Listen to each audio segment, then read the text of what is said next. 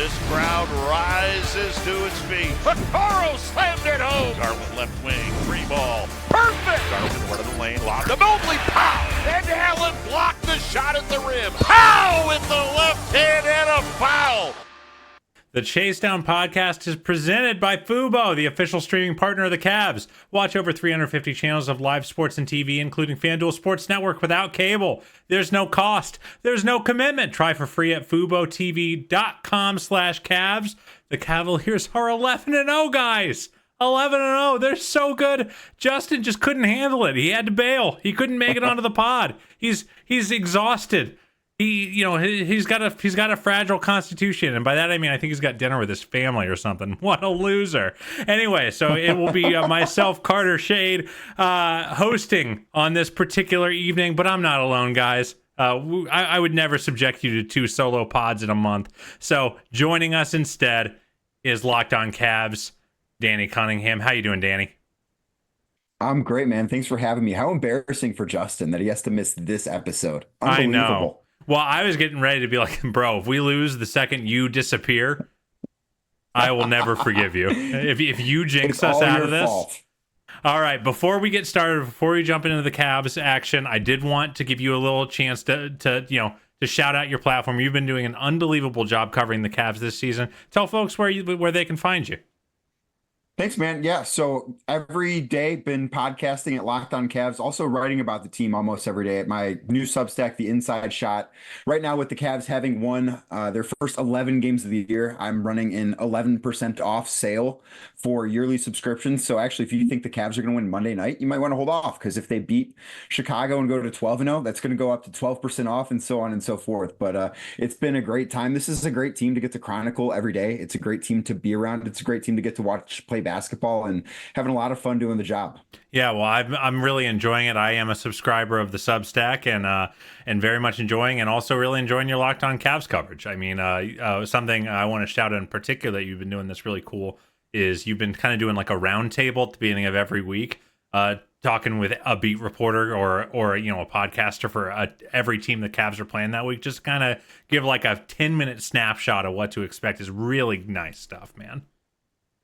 Yeah, it's been fun just trying to, because we're so, and I think, I'm guilty of this too, like so hyper focused on the Cavs. We're watching every Cavs game. There's not the opportunity to watch every game in the NBA as much as I think all of us basketball fans would want to. I just kind of think that's the best way to try and find as much knowledge in a short period of time about who the Cavs are facing that particular week. I think it's been a fun thing to put together. Yeah, it's been great. And the Cavs certainly haven't made it hard on us. I mean, this has been one of the most unbelievable runs. And I mean, really, in a lot of ways in the history of the franchise. They get really tested last night against Brooklyn, and coming off the heels of a gargantuan ass kicking against the Warriors. Like, what do you make of where the team kind of stands at this point in the streak? 11-0 is crazy. The schedule looking ahead is relatively manageable going into a showdown with Boston. Are they going to keep this going, brother? So I don't see why not. Now, we can say that, and they could go out and they could lose to Chicago, because in this league, anything can happen on any night, right? Like there's those guys get paid too. And the game against Brooklyn, despite the fact that the team very clearly didn't play well, and Kenny Atkinson mentioned after the game they were not great on Saturday night.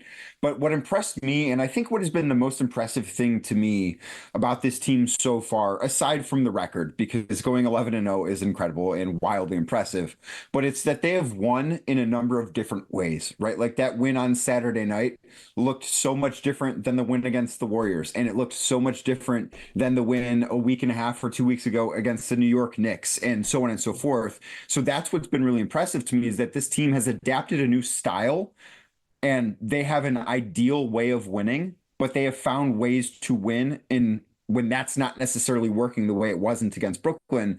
That's been super impressive to me. And that is part of the reason why I think a lot of people should believe in this team. And I think it's the reason why a lot of people nationally are taking notice of what this team has done so far. Yeah, I mean, in a lot of ways, I felt like that Brooklyn game was the first game they kind of deserved to lose. The first game where I thought they played a bad game. Pretty much, second quarter on, I don't really think they played their style, even in the comeback, it's just an army of floaters and 2-point shots. I don't think they made a 3-pointer in the fourth. Maybe they made one.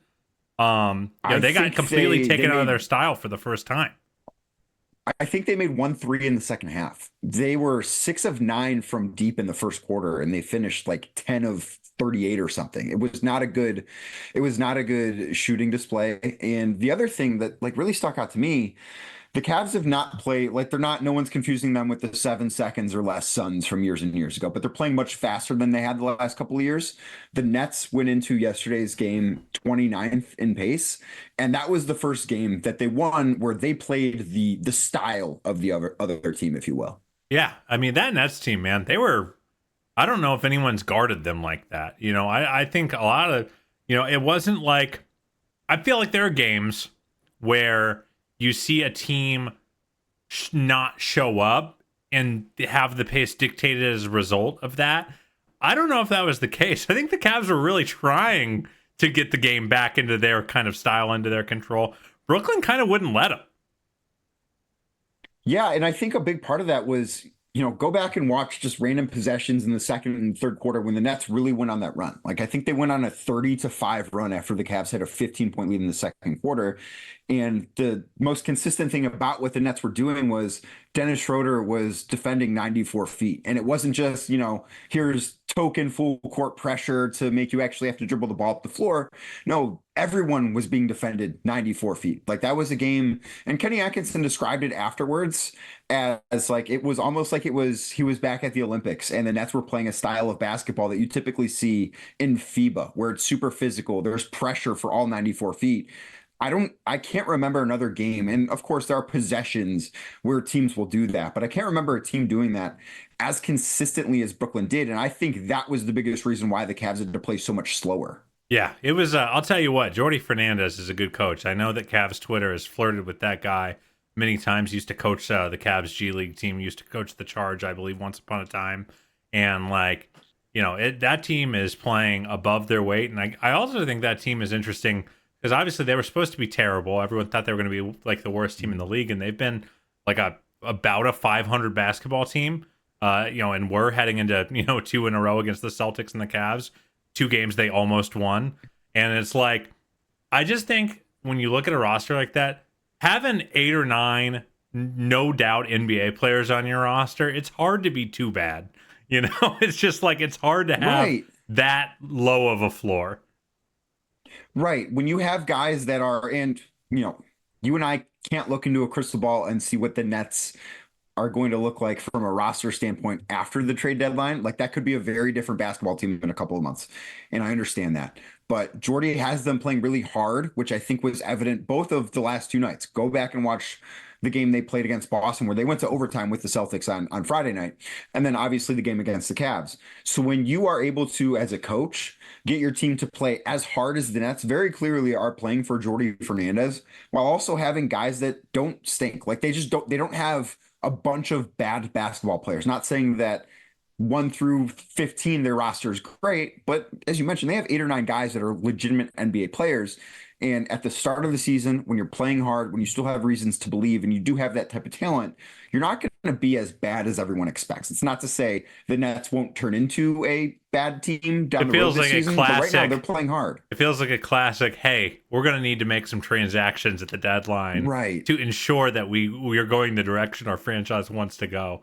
And, we see that happen a lot. We've seen the Jazz do it like 3 years in a row. So, all kudos to Brooklyn. I think, even though I don't think the Cavs played their best game, I thought Brooklyn really made them earn that win. And again, down the stretch, Danny, it's Darius Garland.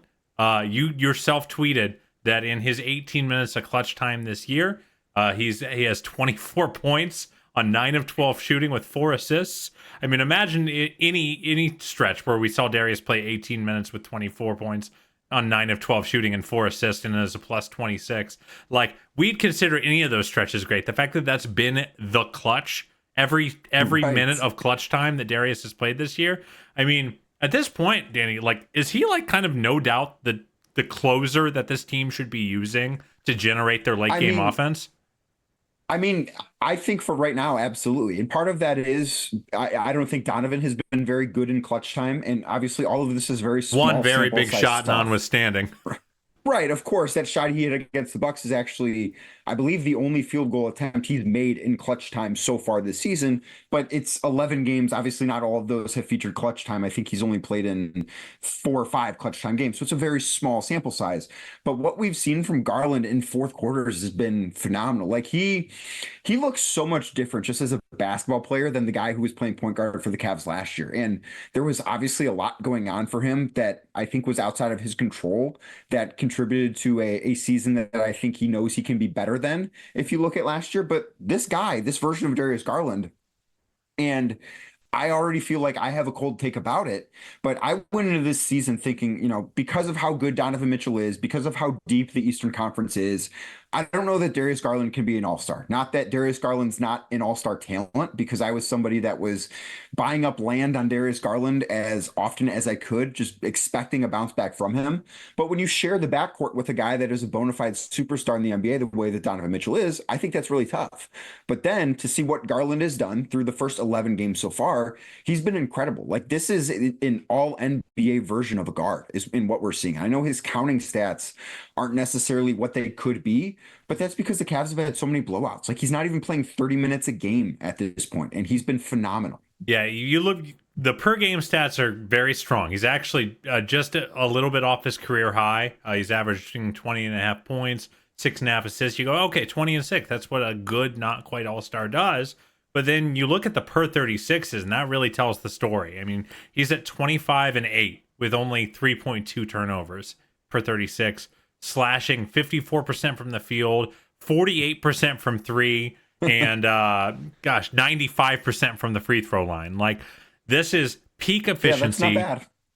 He is so clearly the engine for this Cavs offense right now. I'd say even more than Mobley on the offensive end right now. Mobley has stretches where he raises the ceiling higher, but like I feel like right now Darius just has the keys, and like to your point, like I think it just makes sense for him to be the guy that's running the offense in clutch time. Obviously, that doesn't mean if Donovan Mitchell's got 40 points through 3 quarters and you're in a tight game, you're not going to give him the ball. But like the thing that's so nice about Darius is, and again, I talked about this on a pod a couple weeks ago, I feel like he was at times last year, even on games where he was playing okay, he was doing a lot of predetermining of like, I've got to switch, so I'm going to try to get a shot up.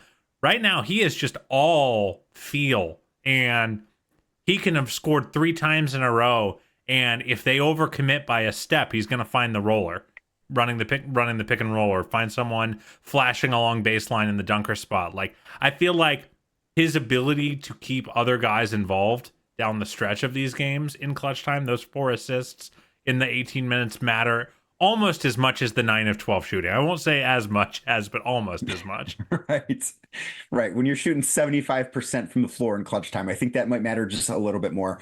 I think the last year it looking like there were some predetermined decisions that he was making is a really good observation. And think back to last year, how many times it would feel as if he would get a mismatch, and even if he wasn't attempting a shot and he would drive, he would leave his feet and he would have a plan with the basketball, typically to pass, but that person wouldn't necessarily be open, but he was expecting them to be.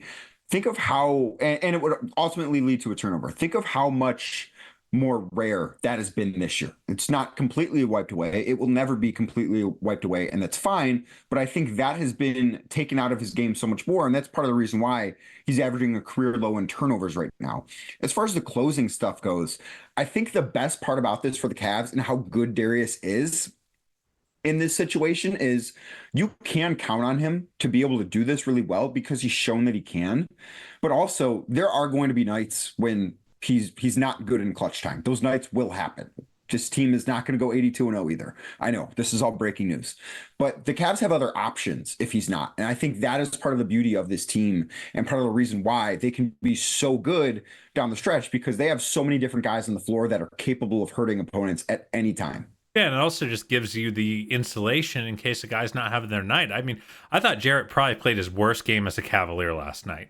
In terms of he had a few nice defensive plays, a few nice hustle plays, but the offensive feel just wasn't there. He was shorting every layup. He was getting, the Brooklyn's physicality was really giving him a lot of problems. I mean, he threw a lob to George Niang. I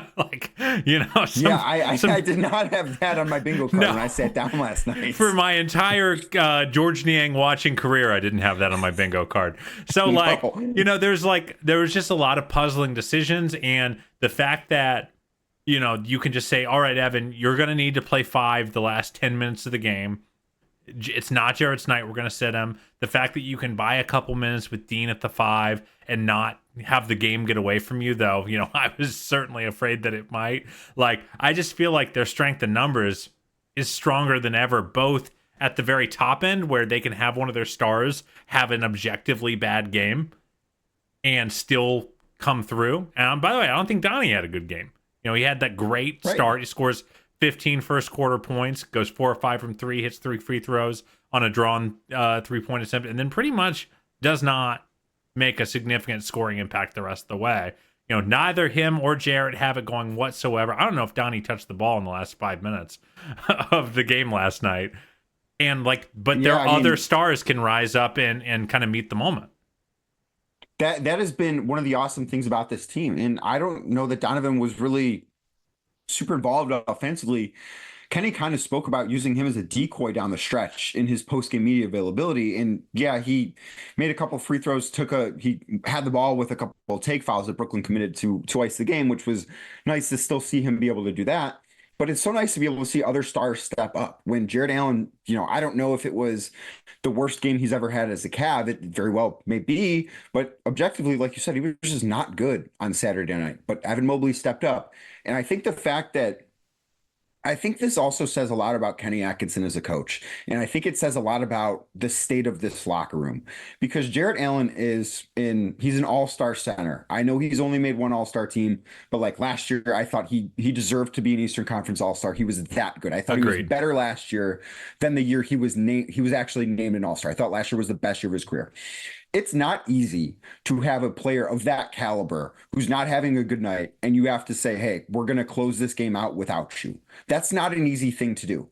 But I think it speaks a lot to, one, the trust that Kenny Atkinson has earned from this locker room, and two, this locker room being one that gets along with each other, that isn't filled with a ton of huge egos. And even after the game, Kenny mentioned that Jarrett Allen was one of the happiest guys that they won that game, despite the fact that he had no impact in the fourth quarter because he didn't play. That's not always an easy situation to navigate, but I think how they navigated it says a lot about who Kenny is as a coach, and it says a lot about how this locker room feels about Kenny as a coach. Yeah, and frankly, what a good dude Jarrett is, and this is something that I've literally been arguing about this for years with people who have wanted to blow up this core, is, saying especially the too big thing is the idea that, you can't win when you're devoting this much resources to too big. So I'm like, Jarrett's on a crazy team-friendly contract and has been for years, and he is not a crazy ego guy. Where if you have a series where he and Evan only share the floor for 7 or 8 minutes a game, because it's just not that kind of series, and he only gets to play 20 to 25 minutes a game in a series, I don't think you're going to be looking at a mutiny from a guy like that. He is the ultimate team player. He just wants to win, just wants to play with his his teammates and be a good teammate. He's not an ego guy, and I think he gets a lot of credit for that, even in a game that he'd probably is not going to want to remember coming on the back end, other than obviously the W. So I feel like he gets a lot of credit. Karras gets a lot of credit for having to muscle through playing at the 4. I got to say though, Danny, I don't know about you, I felt like this was one of the first games where I was really like, man, it would be nice to have Max Strus, because those uber small ball lineups feel a little differently with him at the 4. Yeah, especially when I don't know that Isaac Okoro had the best night on Saturday night either. So I do think Max would have been really useful. And two, Dean Wade is getting over an illness. Let's not act like he's at full strength again, coming off of missing a few games because he was sick. So I think that matters too. But I definitely do think they missed Max Strus, and it's so easy, I think, to almost forget that they've been on this run while missing a starter. Like that makes it all the more impressive that they're 11-0. And we talked so much last year about how the starting five had only played 28 games together between Max with the rest of the core And that four number and is still Donovan the Darius. same. That number is 0 for this year, and they're 11-0. And I think that makes it so much more impressive. Yeah, he's I just think that is like when I was really looking, because obviously it's so hard to analyze wins, there's I've always, I think the expression I've always heard is like it's always easier when there's a body to dissect, and a loss it's really easy to learn good lessons from and about what your Right. roster doesn't have or needs, and like wins, it's harder to grow and learn from them. That's why you see it's hard to maintain a winning culture, because eventually you start getting high on your own supply. You start kind of, falling off and losing some of those things that made you successful in the first place, or you can't adapt as well from a winning situation. So like it is hard to find those little threads, but like that is the one thing I saw was like, okay, especially on nights where a team like the Nets are playing such tight ball pressure and you need kind of playmaking and speed on the perimeter, because it's not like I don't think Dean had a bad game, but it did not feel like Dean's matchup, and Right. like they needed 3 or 4 guys who could run a pick and roll even as a secondary guy, or have the ball swing around the perimeter and attack the rim and like reliably be able to get a bucket. That's why Ty Jerome's out there. That's why Karras is out there. And like having a guy with Max kind of gives you all the things that you kind of need in the small ball 4. Like Justin always says, like the year that Miami beat Boston in the playoffs and made the finals, Max would played like 40 or 50% of his minutes at power forward. Like this is a guy who gives you that kind of flexibility. And I hadn't really felt his absence in terms of providing that lineup flexibility, just because this team has been doing so well. And frankly, they just haven't been under duress enough for us to notice. Right. Yes. But yeah, it does. I mean, yeah, go ahead. no, I mean, you bring up it's almost easier to learn in losses instead of wins. I think last night is kind of the perfect win to learn off of, where it's a win that doesn't feel the same as the other wins. I was sitting there at Friday night when the Cavs were up 41 against the Warriors at halftime, and I'm like, what do I even ask after this game? Like That what's was there fun, to huh? what do you take? Right. So hey, good first half. What'd you think? Like what am I supposed to ask about? How did Because it feel when you were destroying the spirit of your opposition? so are you surprised when shots don't go in? Because I am. Like Yeah, that's what it comes down to. But the lineup flexibility, I think, is a really big thing that we learned about last night. But we also learned too what certain groups are capable of. In that fourth quarter, Kenny Atkinson went to a lineup that had never played basketball together in an NBA game. I asked Karis LeVert after he got done with his scrum after the game. I asked him, I go, when was the last time you played power forward, just in basketball? He goes, I don't think I ever have. And did it in the last 6 minutes of a game that the Cavs won and outscored the opponent 20-9 in. Like that is, it feels right now that every lever, even without all of the levers available to him, Kenny Atkinson's pulling the right one every single time. yeah. Some of these things are supposed to not work, Kenny. You're supposed to take a Right. swing and miss. Talk about being surprised when a shot doesn't go in. Metaphorically, Kenny hasn't missed too many shots yet this season. None of these lineups No. are really killing him. Even lineups that he's trotted out where I go, I don't like this. I don't like what we have versus what they have. Then I look up at the score at the end of the 4 or 5 minute shift, and it's either a break even or they're up like 6. And it's like, man, it's just crazy to see, and obviously it helps that all the players are playing so well, but like he has to get some credit for like the comfort level they're at. No one is playing timid. I feel like everyone, even some of the George Niang ISOs that last year I'm pulling out my hair because I'm like, this is not what we brought you here to do, brother. Like whether they win it or not, it just kind of felt off schedule. Like, dude, he's killing teams as a cutter right now. like, Yes, they all are. yeah, it's a level of confidence up and down the board that just you have to tip your hat.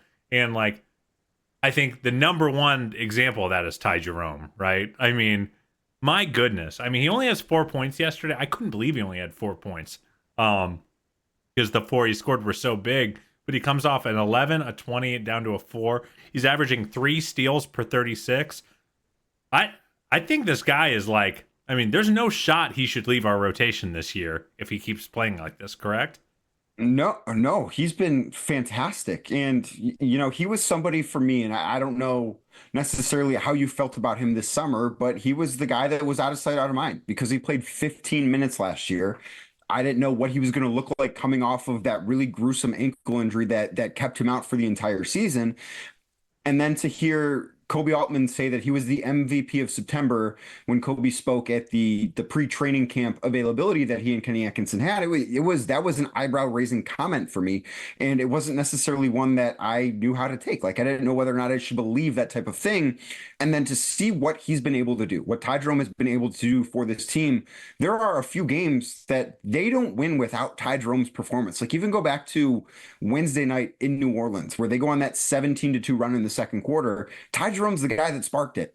And there have been a few runs like that throughout the season so far where he's been such a key factor in those Cavs bench units having success. He's been awesome with that group. I don't know how you take him out of the rotation. I think that ultimately when this team is going to be fully healthy and gets Max Strus back and they have everybody available to play, this is a roster that has more than just 10 or 11 NBA caliber players, and it's really hard to play more than 10 or 11 guys. Yeah, I mean, I'm at this point now where I'm pretty sure Kenny's going to play 11 until he can't, right? Because right now he's playing a pretty consistent 10, and he hasn't dropped below that much. There were a couple games when they were really beat up where he functionally played an 8-man rotation, like two guys got like 6-minute shifts, but like I feel like he hasn't wanted to play less than 10, and like I just don't know. I originally thought it was going to be Sam or George that might kind of fall out of the rotation, or Ty, but none of these guys deserve to lose minutes. Right. And that's a really difficult place to be because I personally, I think playing 11 is a really, really challenging thing because if you're playing 11, I mean, it's not just that 11 guys are getting on the floor. It's that you have to find more than 10 minutes for 11 different guys. And that can be really challenging. What I do think Kenny has done really well that's made it possible and makes me believe he can figure it out is look how low the minutes for the starters have been. I think back to that New York game where Darius Garland just absolutely lit up the Knicks in the fourth quarter. He finished that game at like 34 minutes. That was the type of game that maybe earlier in his career, if he has it going like that, he's playing 41, 42 minutes. And that is a big difference. I think that is something that will allow, if Kenny does want to play 11, and I don't know of the 10 guys playing right now, I don't know who you would cut out. I'm glad that's not an issue I have to deal with. But it does give me thought that, okay, if Kenny has figured this out, where he has cut down starters minutes, where he's made this work, I think 11 is possible. I don't know how many minutes that 11th spot gets, but I do think it's possible. Yeah, I think ultimately what is beneficial is Kenny has that degree of, he's very orthodox with how he does his rotations right now. Like you can count to the TV timeout who's coming in, when they're coming in. Right. And I think one way you can survive playing guys shorter shifts and just frankly less minutes writ large is they know exactly what their window of opportunity is to make an impact. Something I talked about with last year's team when the 5 minutes the team was healthy. There were a few games where JB tried to play 10 and it didn't feel comfortable. It felt like, okay, if I have 3 bad minutes, I'm not going to come back in because he's got to get this guy in. And you could tell that for the coach and for the players, and of course, we're doing some armchair psychologists. It's not like they went out and said this. Obviously it could be way wrong here, but it did feel like a little uncomfortable. It felt like, wearing someone else's clothes, whereas Kenny has not only the philosophy of playing a deep rotation, feels like he's got the plan. He's got the literal structures in place that accelerate his ability to do so. Well, and I think he has the trust of the team, and I think he has the team playing. I think everyone on that roster right now that is in the rotation, I think they're all playing free. right? I don't think that you see guys looking over their shoulders. He's not had a quick hook with anybody. Now, there have been times where he's had to adjust the rotation, like for instance, last night with Jared Allen, only playing 21 minutes because he wasn't very good. That game against New York, Ty Jerome really didn't play in the second half. Yeah, he had a horrible. He wasn't very good. He had a horrible first shift in that game. Exactly. So there have been adjustments like that. But I think what matters there, and I'm very confident we'll see this on Monday night when they take on Chicago, just because you have a bad shift or maybe you are a bad matchup against a certain team, that hasn't rolled over. That hasn't been something that has affected the next game. Jared Allen had a bad game on Saturday night. You know what I expect him to do on Monday night? Look like Jared Allen again. And he's going to be treated like he's Jared Allen again. One bad game's not going to change things. One bad shift is not going to change things. I think that's a lot. And I think those guys understand that. And I think that matters a lot with how the way you can see Kenny manage the rotation and manage the roster. Yeah, one bad shift will never tank anyone on the Cavs.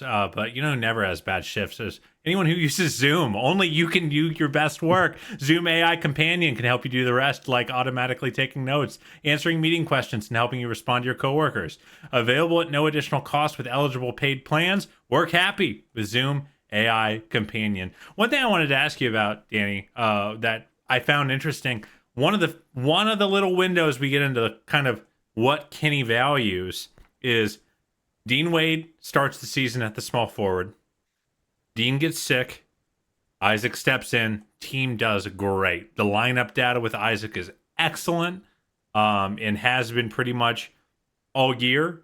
And Dean comes back from his illness. They're playing the Warriors. We're like, kind of feels like a good Okoro matchup. And he sticks with Isaac in the starting lineup and has done so the last two games. What do you make of that decision? Because I honestly was pretty surprised because it felt like Dean was a Kenny Atkinson guy. Kind of just felt like that. Like just hearing Kenny talk about Dean, you're like, oh man, he loves this guy. He's going to stay in the starting lineup. He doesn't want to yank guys around. What did you make of that decision to go with Okoro? And it kind of seems like he's going to be the guy till Max comes back. Right. I thought it was the right decision specifically against the Warriors. So when the starting lineup came out and Isaac Okoro was in, I'm like, okay, that makes sense. Isaac Okoro is going to follow around Steph Curry. That's not a fun job. It makes more sense for Isaac Okoro to do that than it does for Dean Wade. And then the game starts and Darius Garland's defending Steph Curry. I'm like, well, what do I know? Right. But I think they've been so good with Isaac in the lineup. It makes sense. I also think it makes sense that Dean might not be ready to, coming off this illness, play a full minutes allotment again. And maybe if he does get back to that point, and this could be something that it depends on matchups. Like if the Cavs go up against a team in the near future that has a big wing tandem, like I don't know, when they're in Boston in a couple of weeks, maybe it makes more sense to have Dean Wade in the starting lineup for those games. I think that position, that spot could be one that is matchup dependent. And with what Kenny has done, and I've talked a ton about earning the trust of the locker room and how this team genuinely does seem to believe in each other, I don't think anyone in the locker room would have an issue if that is the case, if that spot kind of changes a little bit. I think Isaac's been great. I don't see a reason in the near future to make that change, but if they decided to go in a different direction on certain games, I think that could make sense too. Yeah, I mean, you really do have to have a lot of trust because guys don't like getting jerked around. They don't like not knowing if they're going to start or they're going to be on the bench. That, like, the one thing that you hear consistently about, like, coaches that really have the players' trust is I know what to expect when I go into work every day. And, like, so I don't think he makes those kind of changes lightly, but I do think, like, it's an interesting kind of look because as good as the Cavs started, a lot of the Dean with the starters lineup data wasn't bad, but it wasn't excellent. It was like, +1, +2 for 100 possessions, and Isaac was like +14. So, it's like Kenny the analytics guy versus Kenny the personality manager. And, it's interesting to kind of, learn what this guy values over the course of the season. And, I don't know if we still yet know, because maybe Dean does start against the Celtics and everything flips back. So it's going to be an interesting choice from there. One thing I did want to note about, I'm glad you brought up that Darius started on Steph. And This actually comes from my my absent co-host who has the gall to send in a topic for us to discuss. Unbelievable. On a game on a pod he's no showing, but Wow. I'm just going to read it direct. Warriors game was a great example of what we've talked about before, where in the past we'd break our defense overreacting to the Steph, Jalen Brunsons of the world. Trusting Darius on Steph and having Okoro blowing up pick and rolls by putting him on Draymond was so much better. What are your thoughts on that? Of just like the idea that Kenny's like, dude, Darius, we think you can handle it at least at a functional level. We're not going to completely change everything and have you go guard a power forward.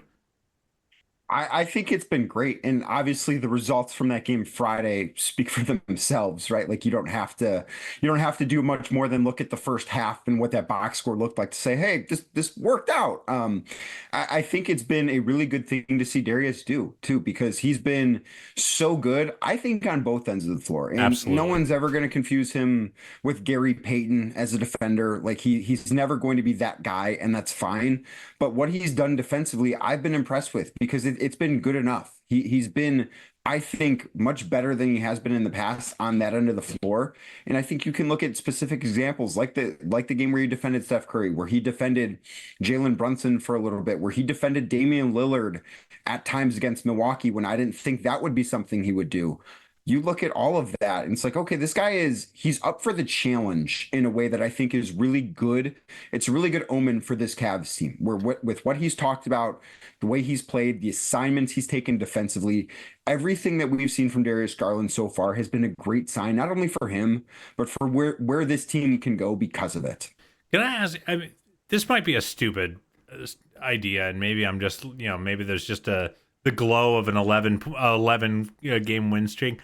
I feel like he's playing the most impactful one-on-one defense of his career. Where I feel like he's always graded out. I feel like he's always graded out pretty well as a defender, at least the past few years. Where you go, hey, he's not going to tank your defense. He is a net helpful player because he's in the right spots at the right time, pretty active hands, whatever. I feel like he's like actively doing better work on ball this year. What do you think about that thought? I would absolutely agree. I think he's been having the best defensive season of his career. And again, it's 11 games. It's a small sample size. The Cavs are winning. Like, it's very easy to say these things, but as you watch him, I don't remember him being able to defend Steph Curry the way that he did on Friday night. And especially a challenge that is as unique as Steph is. I don't know that he would have been able to do that in years past. I absolutely agree. I don't think that's a dumb thing to look at and say. And I mean, even spiking Brunson's layup earlier in the season. Right. Yes. It's something that has to keep up. Like it's been 11 games and he's been really good. I'm very curious to see if we're still saying this in 30 more games. I don't see why we couldn't be. But if we get to the All-Star break and we're still having this conversation about Darius Garland as a defender, as opposed to Darius Garland as an offensive player who's been phenomenal in his own right. But if we're having this conversation still, we're going to be talking about the Cavs as the team with the best record in basketball at that point, which obviously they have now. But again, small sample size. Yeah, and there's a lot of season left. But yeah, I'm glad you agree because I just feel like he is more balanced. He's less likely to get knocked off of his center of gravity. Maybe some of that weight gain, some of that just functional grown man strength from the summer that he's added. Same I think you can say with Evan, where I think both of them are playing the best defense of their careers. By the way, I noted this online. Dunked on Pod was doing kind of an analysis of who's real, who's not. And they were talking about the Cavs going into that Warriors game. And they'd mentioned that the Cavs were the 5th most unlucky team in the league in terms of opponent 3-point percentage, Right. And I totally feel that because the Cavs do not have their best defensive rating of this era, and I was wondering about that going into the year where I go, is the defense going to hold up with this much focus on the offense, with this much focus on pace? Not just points per game, but even the defensive rating. Are things going to slip? And I felt like they've played better defense than their numbers have showed. I feel like they've played some of the best defense at an individual level. I feel like Jarrett is playing some of the best defense of his career, both in the post and on, his normal elite help. I think Evan has been the most impactful defender he's ever been. I think Darius has been the most impactful defender he's ever been. It feels like if there's one thing of course, the offense probably is going to come to earth a little bit. They're not just going to keep shooting 46% from three or whatever they are shooting right now. But like the defense does feel like the one thing where I feel like they're slightly underperforming their actual performance. I'm glad you brought up the unluckiness as far as opposing 3-pointers go, because I was thinking back to last weekend where they had that home and home with Milwaukee, and the Bucks entered that first game, which was last Saturday, as the, I believe, 28th ranked team in terms of 3-point shooting percentage. Like they had been bad. They were coming off a game in Memphis where they went like 9 of 47 from beyond the arc. And then what happens naturally, Damian Lillard hits 10 threes in that first game. AJ Green hits 7 threes in the second game.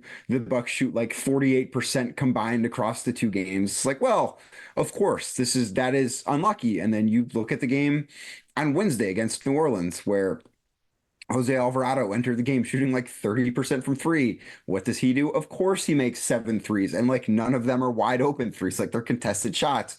So I do think that this defense has probably been a little bit better than the numbers would indicate. I do think that they're not, I don't think they are the best defense in the league right now. I think Oklahoma City has been that. I don't think there's a question there. So But we'll see how that plays Cavs out with if Chet misses right. some time. Right, and that will matter too. But to this point, I think the Cavs are 7th or 8th in defensive rating right now, before completion of game Sunday night. I don't think they're the 8th best defense. Like I don't think there are 7 better defensive teams than the Cavs right now. I couldn't agree more. I think this is a top 3, top 4 defense.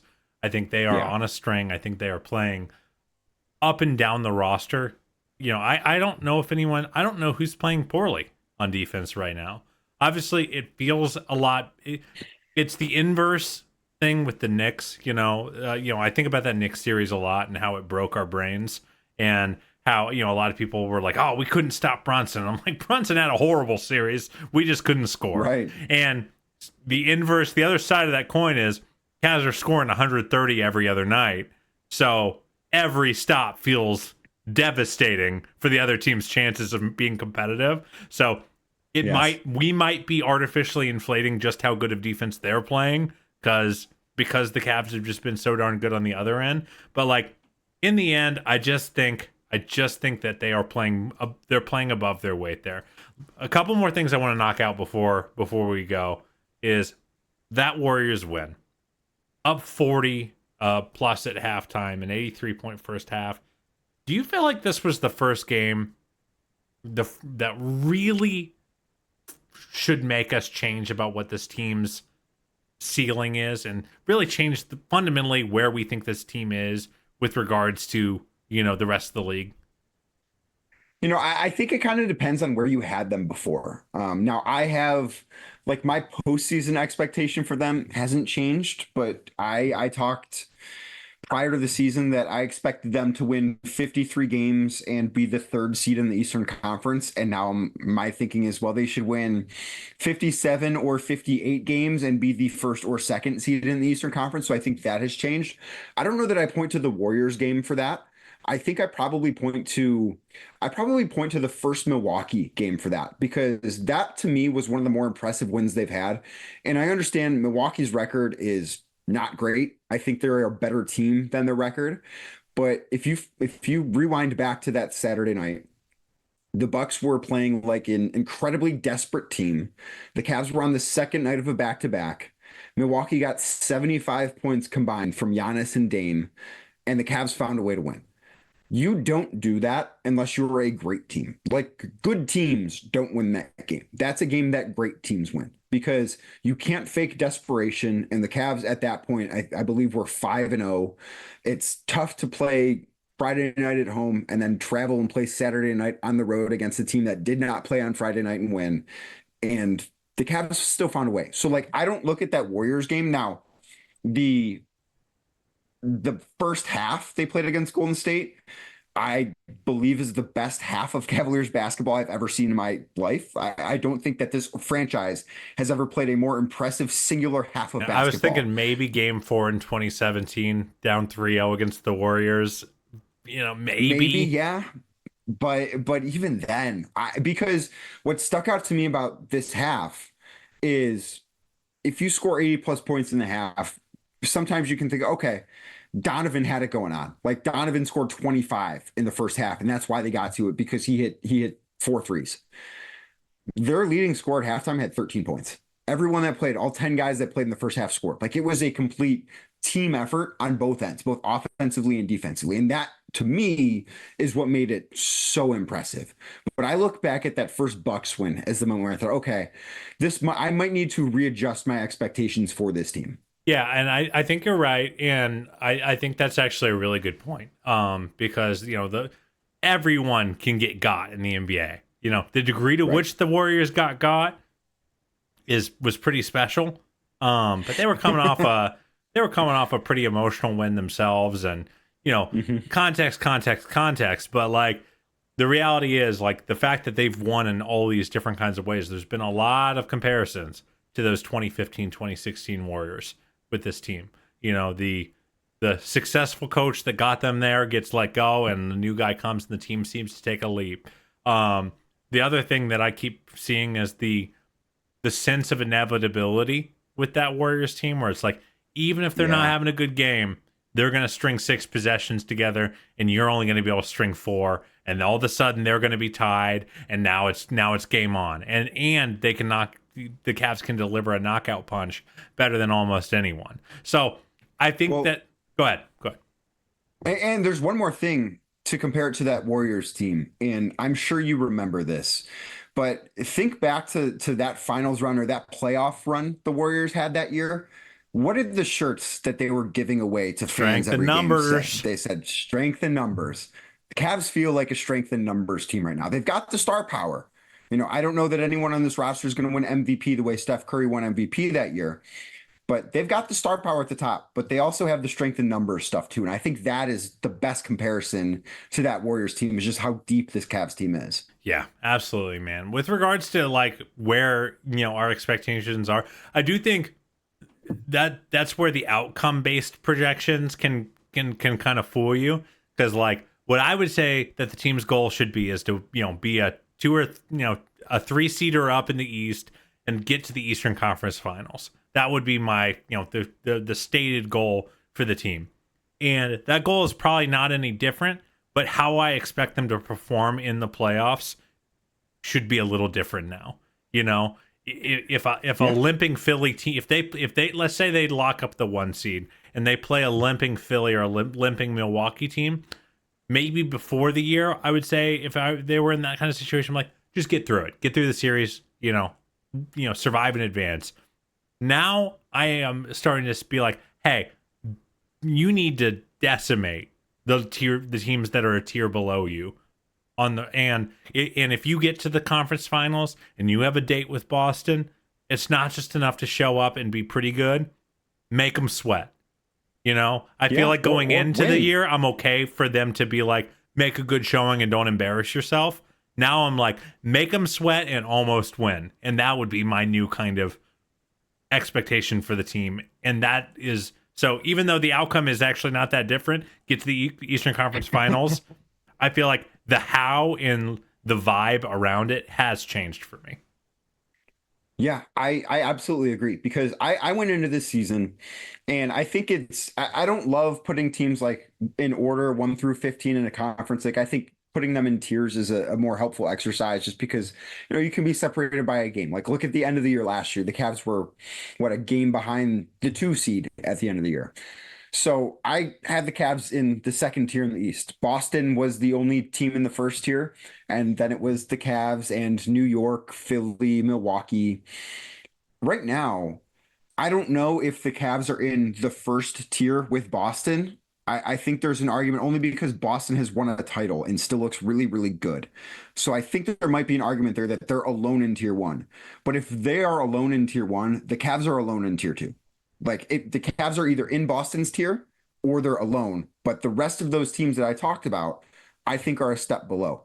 And with that, like I went into this year thinking if they face any of the teams in their tier, it's sort of a coin flip if they're going to win that series in the playoffs.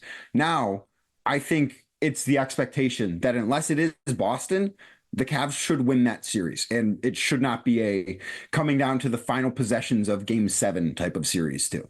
I really kind of thought we were at a point where the Cavs weren't going to be able to outpace their expectations like this anymore and force us to change. Because, Justin and I have joked a lot about how the last couple of years, the Cavs, we and the fan base have kind of decided what the Cavs need to do going into a year. Then they're so good that we change. And then when they don't get to our changed expectation, we're mad at them, even though they've accomplished our preseason goals pretty comfortably. It's like, Right. The first year was like, just get into the play-in. And then they're so clearly ahead of the play-in that when they fall into the play-in and lose, we're disappointed. And then it's just get to the playoffs. And then it's like, then they get run off by, then they're so good. We're like, how are we losing to the Knicks in 5 games?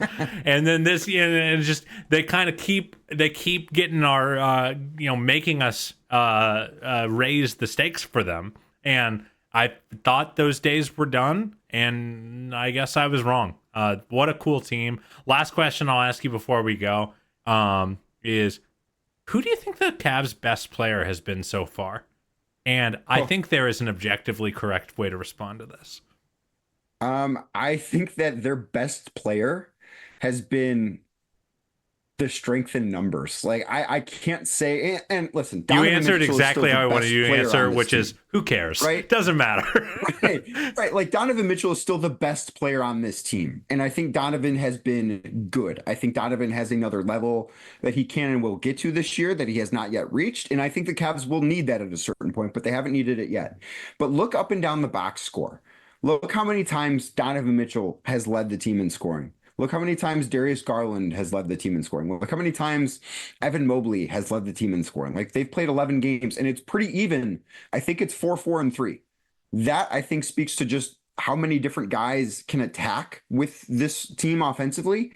And you can't look at it and say, oh, they're 11-0 because Evan Mobley has carried them, or Donovan Mitchell has carried them, or Darius Garland has carried them, or Jarrett Allen. You can't say that because it's been a different guy every night. And when you're an opposing team trying to put together a scouting report, and that's the case, good luck. And that's where things are right now with the Cavs. Yeah, I think it's the objectively correct answer, is it just doesn't matter. And I think I actually would argue it's the road for this team to hit its goals. I think about how this team, at least in my current estimation, who the heck am I?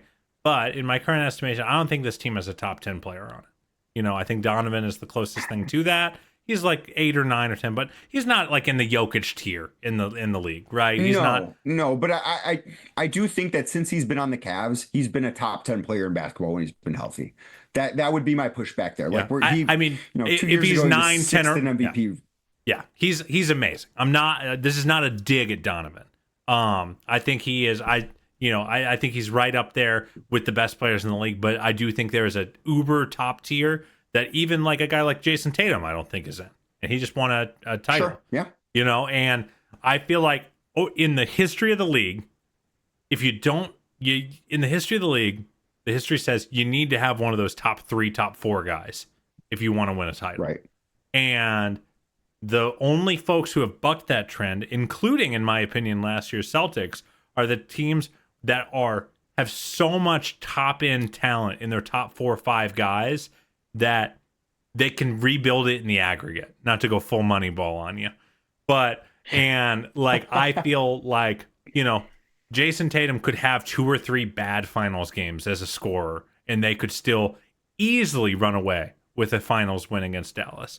And I feel like the same thing about this Cavs team, where, if this team wants to get to that ultimate goal of winning a championship, if they don't have that omega, top 1, top 2, top 3 super duper star, they need to be able to accommodate if Donovan's going to have a bad game, or Darius is going to have a bad game, or Evan's going to have a bad game. And I feel like this version of the team is the best proof of that. I think of the 04 Pistons, a team that, right. Won in the aggregate. They had 4 guys that could be superstars on any given night, depending on what the team needed. And that's what I think this team has at their best. And to me, this is kind of just the entire idea of the construction of the team.